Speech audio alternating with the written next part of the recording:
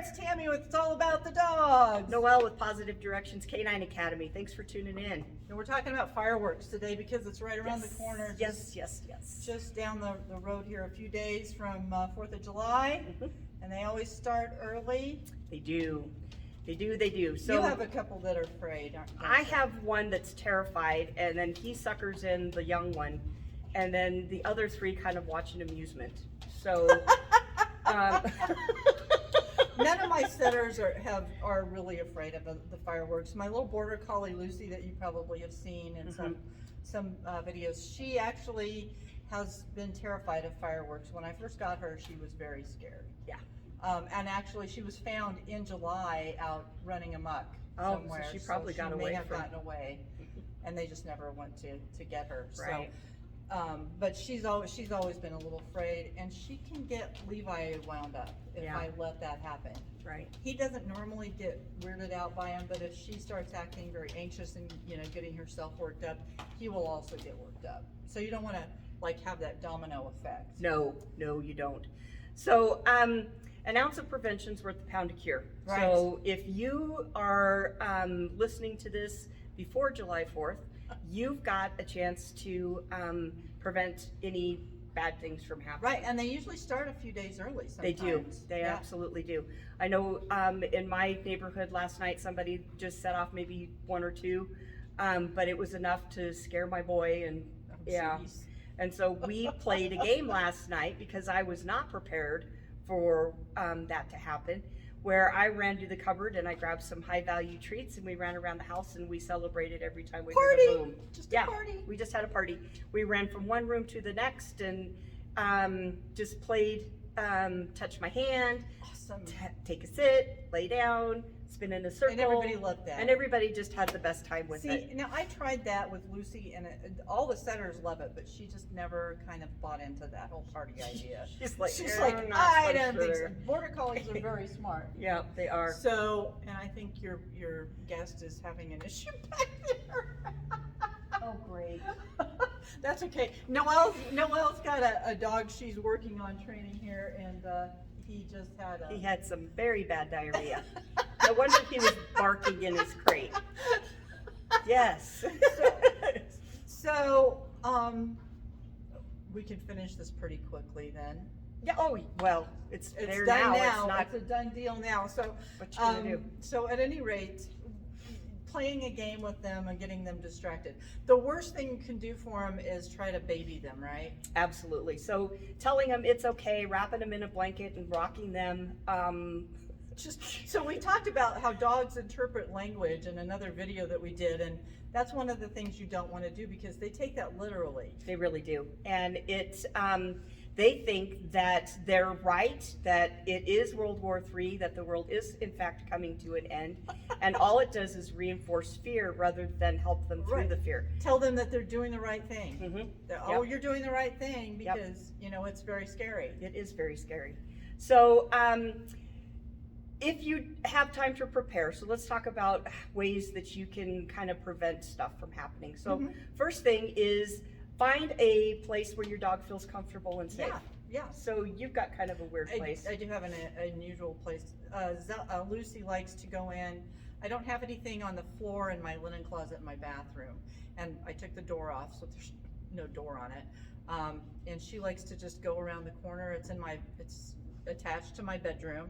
And she goes and gets in the bottom of that floor there. It's cool. It's on the tile floor, and it's where I store an extra package of toilet paper or something. So it's like a little cubby, and she likes to go in there and just lay down. Awesome. So that's her safe place. Beautiful. And it works great. It does work great. That's really a cool idea. Dog crates are another great little hidey hole. So if you've taught your dog that crates are fun and they like their crate, then putting them in a crate when they're scared is definitely a possibility, and it's probably one of the safest possibilities out there because chances are they're not going to be able to get out of the crate. And you can give them something to chew on. You can cover the crate if you need to, like a little bird.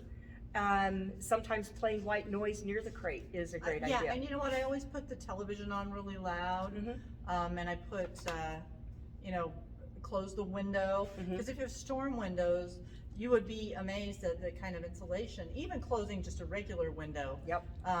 Gives against that noise. Yep, that's for sure. So there's that, you know, and so just doing some things like that. And the fan, having a fan running. Yep, yep. So if they can't hear it, they are not afraid of it. Right. Now, dogs have better hearing than we do, so just because you can't hear it doesn't mean they can't hear it. There's some other things you can do though too. There is. So there's some natural pathic medications that you can give to your dog that I think are really helpful. Well, and a lot of people go to the vet. They do. And I'm not a big advocate of doing that first, because, you know, I'm not a big advocate of giving drugs. Yeah, if you're gonna, if you think that your dog needs a little extra, there's certainly nothing wrong with calling your veterinarian and getting medications, especially if they've needed it in the past. If you've got a dog who escapes out of crates, has gone through windows or that kind of thing to get out, then you may need to have. They need something to They need sedate something them, but to you can sedate do them. natural things for that. Yes, too. you can. So one of the best natural things that I've recommended and have been recommending a lot lately is Gelsenium.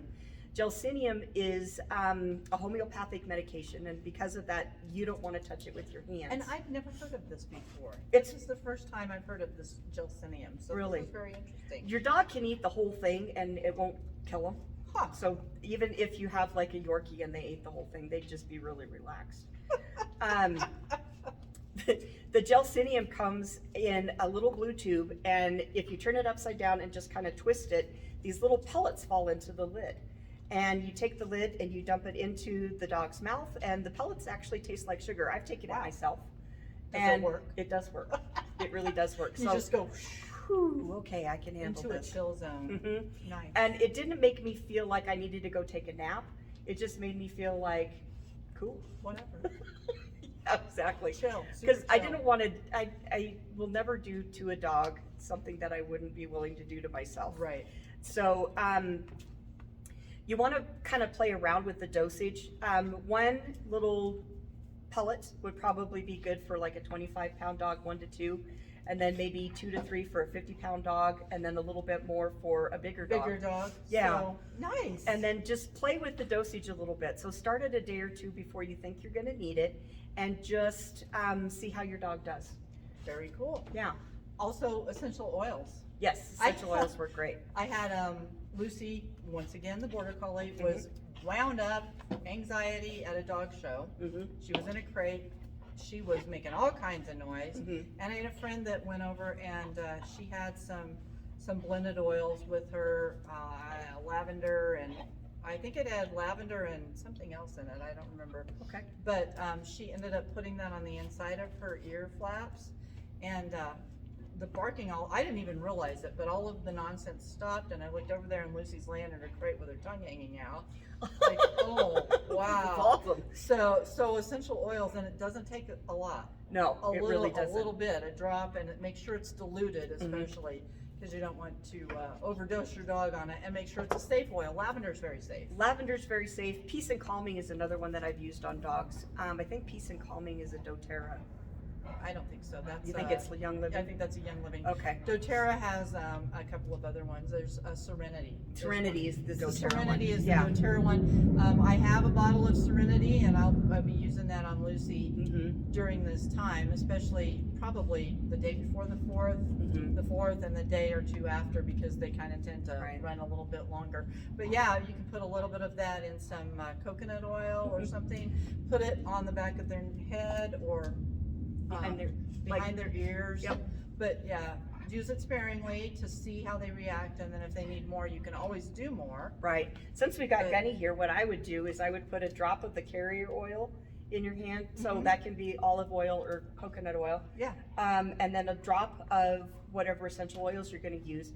And not all essential oils are made the same. So the kind that you get at Target is not the same kind of stuff Well- that you're going to get if you get it from Young Living or doTerra. Right. You need to do a higher quality Mm-hmm. and make sure that you've got something that is Right. going to not make your dog, because even the ones you get at the health food store Or a little. off, you can find a really good quality one. They'll cost you a little bit more, Mhm.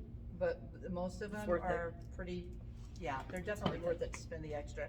So, so that's another thing that we do. I also have found that CBD oil calms her down. That's awesome. Because I can just put a few drops in, you know, Mhm. I lift up her lip flap, Mhm. put a few drops in there, and that, basically she just goes to sleep. That's awesome. So that's another one that you can use. Mhm. If you want your dog to just zone out, Mhm.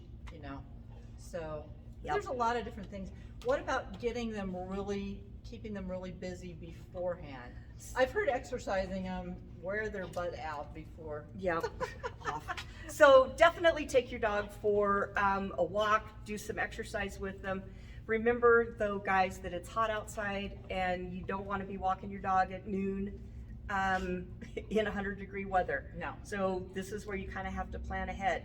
I don't know that taking your dog for a walk at 8 o'clock in the morning is going to have any effect at 8 o'clock at night. It's not going to have any effect at all.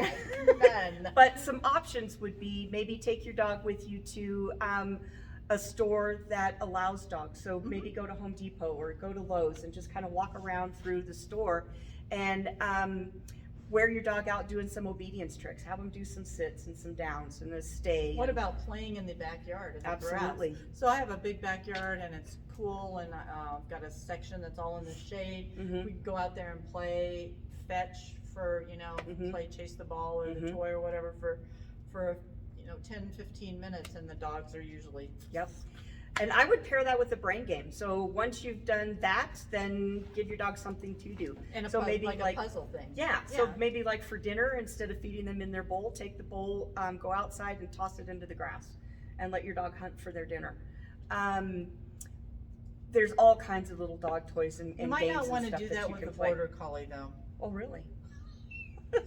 because they get obsessive. Ah, yeah, that's so very be true. careful and watch the know your breeds, Mhm. because there's some things that she gets very obsessive over, and then I can't get her to stop. Gotcha. So we don't do like a laser light thing or No. anything like that. 'Cause No, she you can't do gets- that with border collies. No, because they get Very crazed. obsessed. They do. And then That's you for have sure. a whole other level of anxiety besides the fireworks. That's for So, sure.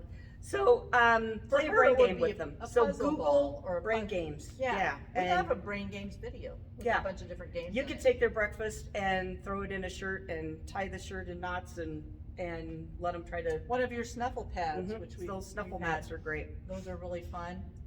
Yep. So getting their brain exercised and stimulated will tire them out. Yes, as it well. will. It will. If your body's tired and your brain's tired, then you're naturally probably going to sleep. And if you're already asleep, you're probably not going to hear the fireworks. Not gonna matter. And that is how I would weather through the fireworks situation.